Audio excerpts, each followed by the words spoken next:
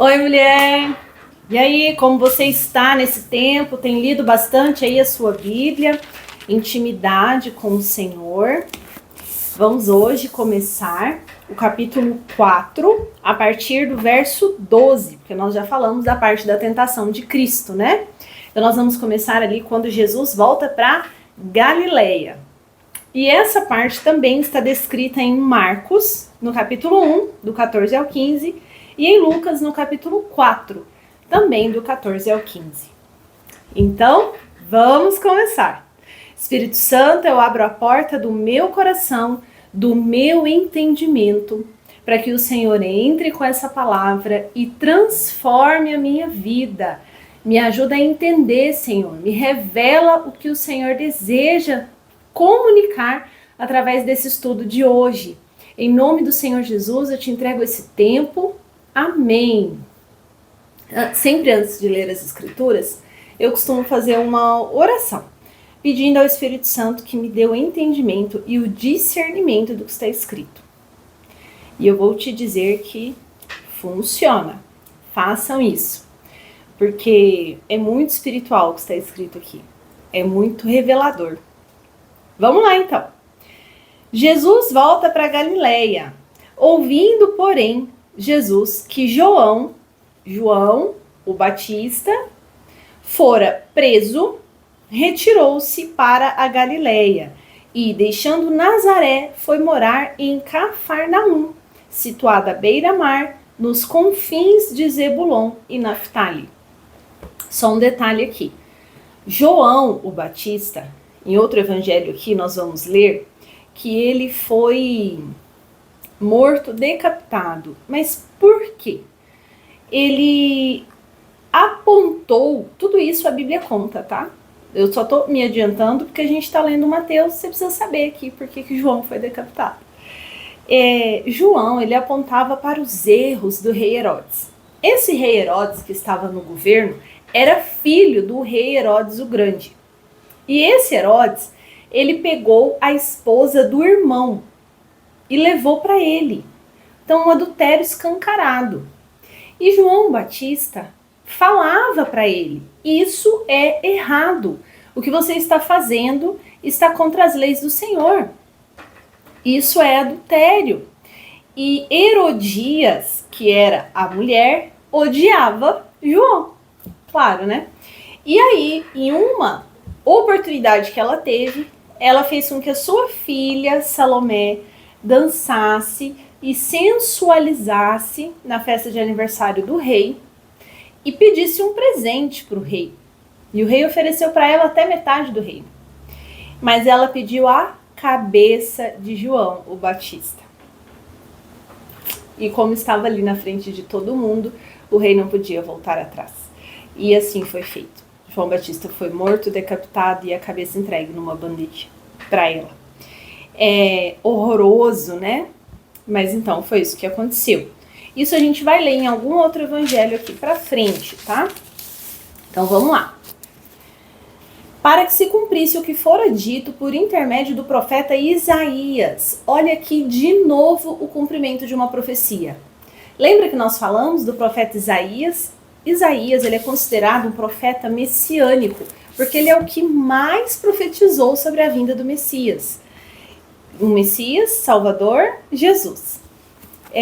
Então, o que o profeta Isaías tinha declarado? Terra de Zebulon, terra de Naftali, caminho do mar, além do Jordão, Galileia dos gentios.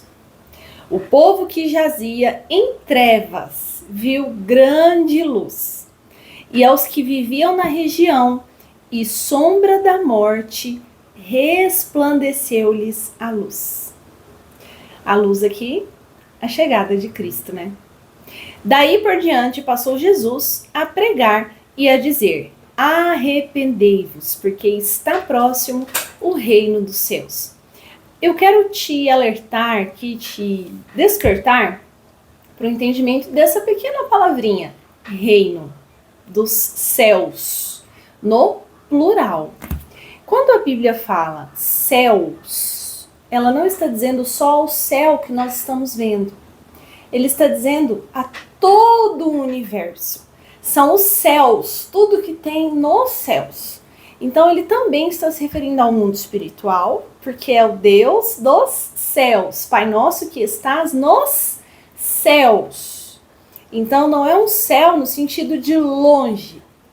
É um céu no sentido de pluralidade, de infinitude.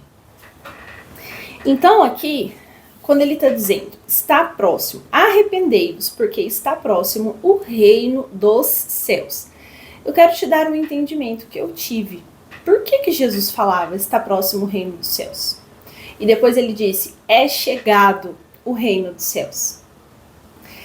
Quando um reino, ele dominava uma terra, imagina, um reino lutava e guerreava com outro reino para dominar uma cidade. Quando eles faziam isso, e eles dominavam e ganhavam aquela cidade, o que eles faziam com aquela cidade? Eles implantavam a cultura daquele reino. Por exemplo, a Babilônia foi lá e invadiu uma cidade. Então aí eles começaram a servir os deuses da Babilônia, a Babilônia que dizia o que podia e o que não podia, a moeda de troca era do rei da Babilônia, o imposto pago pro rei da Babilônia, a terra era protegida pelo exército do rei da Babilônia. Então o idioma que eles começavam a falar era o idioma do rei da Babilônia. O que eu quero te dizer, esse entendimento, é que quando era chegado um reino em outro reino, a cultura daquele reino vencedor, ou que tinha acabado de chegar, é que era implantada naquele lugar. Então, quando Jesus diz, é chegado o reino dos céus, o que quer dizer? Que a partir de agora, o reino que domina, a cultura que domina, a moeda que domina, a palavra que domina, tudo que domina é o reino de Deus. Até então, até este momento, o mundo estava sob o reinado de Satanás, sob o reinado do maligno. E neste momento em que Jesus chegou, ele começou a dizer, é chegado o reino dos céus. Por isso, começou-se a acontecer expulsão de espíritos malignos e demônios das pessoas. Até então, você não vai ver nenhuma passagem no Antigo Testamento sobre expulsar demônios, porque não era chegado o reino dos céus. Mas quando Jesus chegou, ele não precisava falar nada. Algumas passagens aqui, nós vamos ver que ele não precisa falar nada nem fazer nada. O próprio demônio vem, se ajoelha e reconhece que ele é o Filho do Altíssimo. E por que ele veio antes do tempo? Ainda pergunta ainda, o que o senhor tá, né? Por que o senhor vem me perturbar? E aqui eu vejo que até o diabo reconhece o Senhor. O diabo conhece bem o nosso Deus. E isso é bom para nós, porque quando a gente carrega o nosso Deus, o diabo já olha e ó, ali eu não posso tocar. Então, o que eu quero te dar esse entendimento, quando Jesus fala, está, aqui ele ainda está dizendo que está próximo o reino, porque aqui ele está começando o seu ministério, certo? Vamos lá. A partir do verso 18 tem outro título, a vocação, o chamado dos discípulos. Caminhando junto ao mar da Galileia, viu 2 irmãos, Simão, chamado Pedro, e André, que lançavam as redes no mar, porque eles eram pescadores. E disse-lhes, vinde após mim, e eu vos farei pescadores de homens. Então, eles deixaram imediatamente as redes e o seguiram. Passando adiante, viu outros 2 irmãos. Olha só aqui, ó. A gente já falou desse irmão aqui, ó. Tiago, filho de Zebedeu, e João, seu irmão. Lembra que nós falamos que João era filho de Salomé e Zebedeu, primo primeiro de Jesus? Que estavam no barco em companhia de seu pai, consertando as redes. E então os chamou.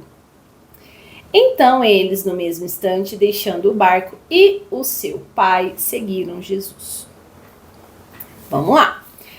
Jesus prega por toda a Galileia e cura muitos enfermos. É o título da próxima passagem. Percorria Jesus toda a Galileia, ensinando nas sinagogas, pregando o evangelho do reino e curando toda sorte de doenças e enfermidades entre o povo. E a sua fama correu por toda a Síria.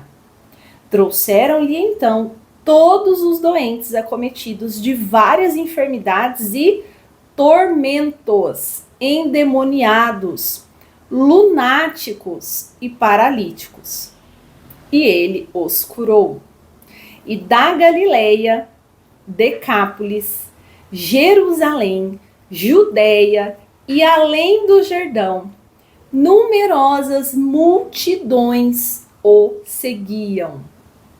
Que lindo isso, né?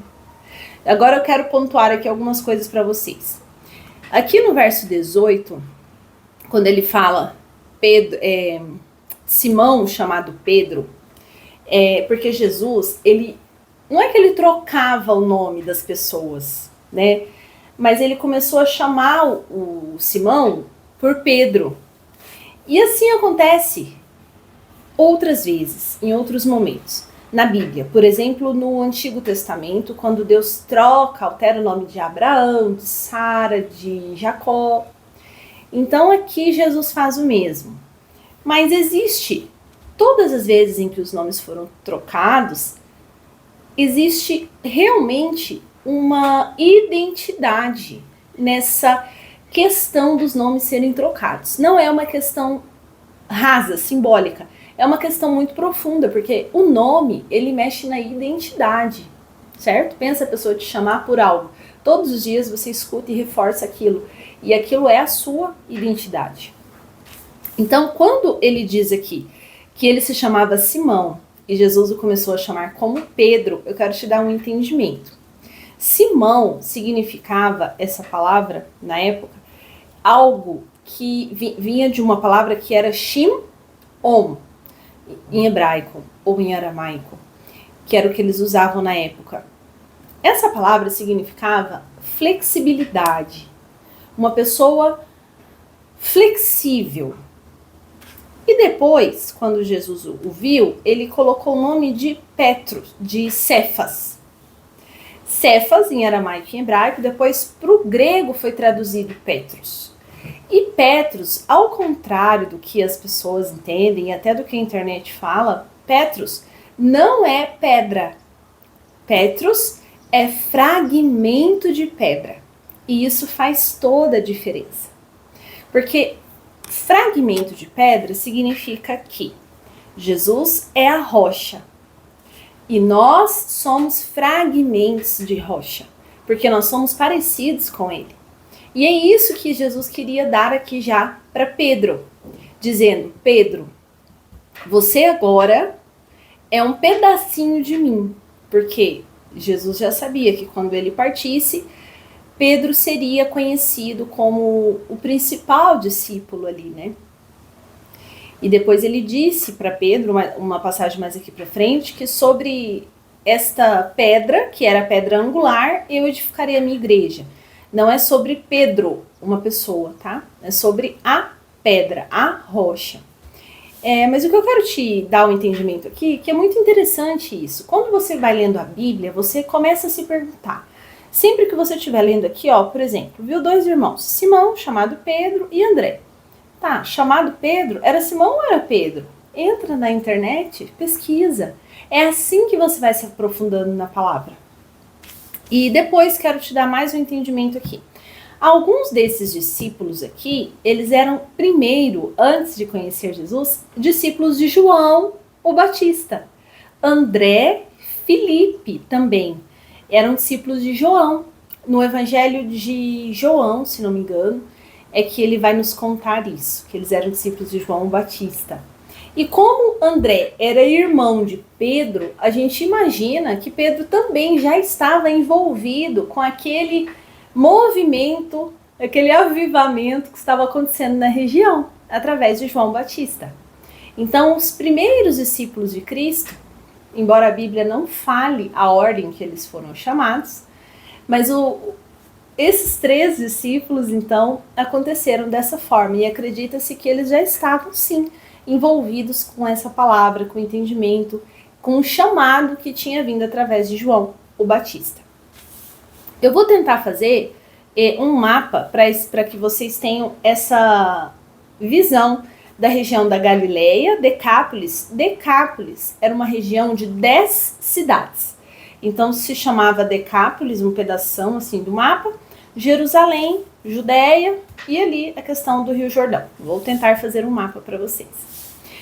E eu vou deixar para o próximo vídeo, porque daí é uma coisa mais... A gente já está aqui em 15 minutos. É uma coisa que nós vamos levar aqui uns 20 no mínimo. E esse vídeo ficaria muito longo. Depois, no próximo encontro, nós vamos falar do Sermão do Monte. Mas antes disso, eu quero que você se comprometa com você a ter mais intimidade com a sua Bíblia. Eu quero te dizer que você não está aqui por mim, né, de bonito, e pelo contrário, você está investindo o seu tempo em algo que vai, assim, render por toda a sua vida. Através da sua escolha hoje, toda uma geração que virá através de você poderá ser abençoada. Então nós temos sempre que ter esse entendimento de que através das nossas escolhas de hoje, do que nós fazemos hoje, escolhemos, decidimos, agimos, compramos, vendemos, trabalhamos ou não trabalhamos, tudo que nós fazemos hoje reflete nas outras gerações que virão. Os pecados que nós cometemos hoje, as consequências, a colheita, vai refletir na geração que virá. Então, se nós começarmos já a buscar andar em santidade, entendendo a palavra, caminhando com o Senhor, seremos conhecidas como mulheres de oração. Mãe, vó, tia, amiga, uma mulher forte de fé, sabe? Seremos lembradas como a mãe que orava pelo filho, a avó que orava pela mãe, que orava pelo neto. E é assim que eu desejo ser lembrada na minha geração, e eu acredito que você também.